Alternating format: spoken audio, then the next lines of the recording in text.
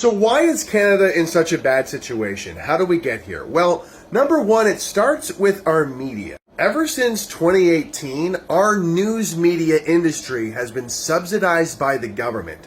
What other countries have this sort of setup? Communist China, North Korea, Russia.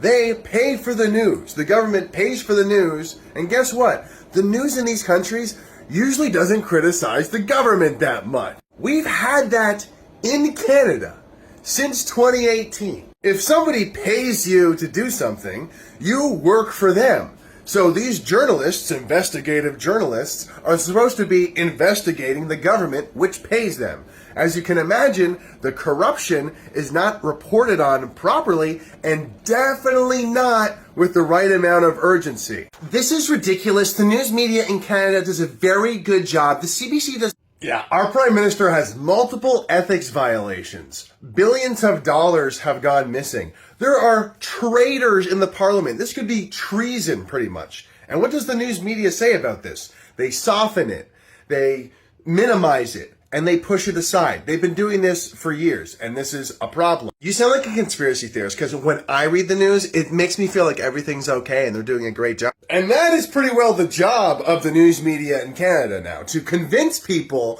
that they're doing a good job, and they're holding the people in power accountable. And this leads into the next biggest reason why Canada is the way it is, and that is an uninformed, apathetic population.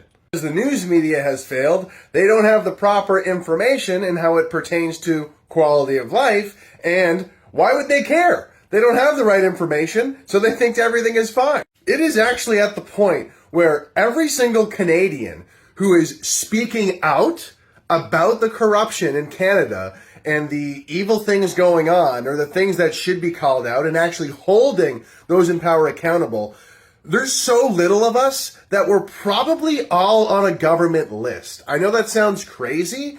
You sound absolutely insane. Where is there any evidence of this? I'm glad you asked. There's been more and more examples of people with F Trudeau flags saying something on Facebook and then the police showing up at their door about a Facebook comment. Here's an example from just yesterday. BC woman arrested after offensive social media content, says RCMP. Canada's a small place. I mentioned the corrupt media. They rub shoulders with politicians. There's not that many politicians. There's not that many news organizations. It's a little club, and they now have a list of everyone they don't like who's making them look bad. And what are they going to do with these people? And the final reason Canada is the way it is because they have tyrannical, authoritarian ambitions in this Canadian Trudeau regime. Ever since the trucker convoy, political prisoners are a regular thing here. A political prisoner is someone who is thrown in jail, persecuted, dragged through lengthy legal battles, specifically because of their politics and because they are effective at speaking out. It's a tyrannical government. They're trying to control our internet algorithms with Bill C-11, and then now you can't even get news on Facebook and Instagram because of another terrible, tyrannical piece of legislation they passed, and they want to pass another one called Bill C-63, the Online Harms Act, which in my opinion would be the end of free speech in Canada. You remember this example I gave before of the BC woman arrested for a Facebook post by the RCMP? Well, in that article it says prosecutors consider several possible recommended charges, like they don't even have charges yet.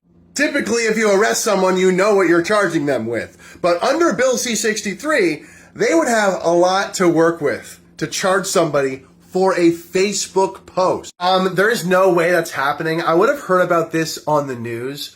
Remember how I started this video? The news is subsidized by the same corrupt, tyrannical government. But I'm doing something to stop it. I've started SaveFreeSpeech.ca. We're going to be creating informative, entertaining content to stop Bill C-63, let people know what's going on, and putting pressure on public officials, and hopefully sharing it internationally. We know that the Ottawa bubble has tyrannical ambitions, so we need to put immense pressure on the Ottawa bubble from outside. Anyway, SaveFreeSpeech.ca, here are the social medias. Thanks for watching. Let's try to turn this country around, okay?